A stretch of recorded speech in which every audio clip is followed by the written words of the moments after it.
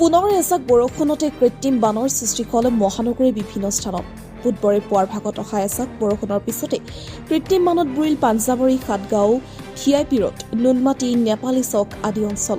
কৃত্ৰিম বানৰ বাবে বিভিন্ন স্থানত যাতায়াতৰ লগতে বিদ্যালয় তথা অফিচ কাছাৰীত যোৱা লোকসকলে পৰিছে বিমূৰত। সাতগাঁও পাথৰকুৱাৰী সংযোগী মূল পথত হ'ল একাঠু পৰ্যন্ত পানী। আবদ্ধ হৈ ৰ'ল বহু যান বাহন। News x report, big news.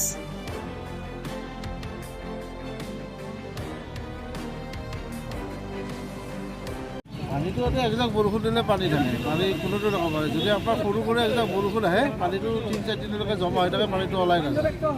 মানুহে এনেকৈ পূৰা গাড়ী কিমান জমা হৈ যায়, স্কুল কলেজৰ ছোৱালী যাব নোৱাৰে, ল'ৰা ছোৱালী।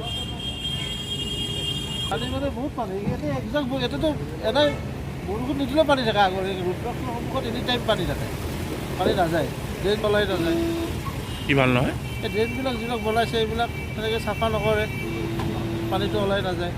ৰাস্তা নাইতো, ড্ৰেইনবিলাকত পূৰা পানী এনি টাইম পানী ভৰ্তি হৈ থাকে। কেনেকৈ অলপ ইয়াতে মানে আগত সেনেকুৱা নাছিলে। যেতিয়াৰ পৰা ৰুদ্ৰাক্ষৰ বিল্ডিং হ'ল তেতিয়াৰ পৰা পানীটো বেছি হয়।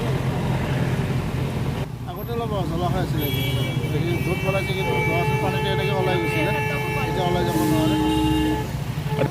সেইকাৰণে চৰকাৰে গুৰুত্ব দিব লাগে। বছৰে নহয় ন, বছৰে বছৰে এনেকৈ হৈ থাকে। গাড়ীটো সৰু গাড়ী যিবিলাক পাইছে সেইবিলাক গোটেই বেয়াই হয়।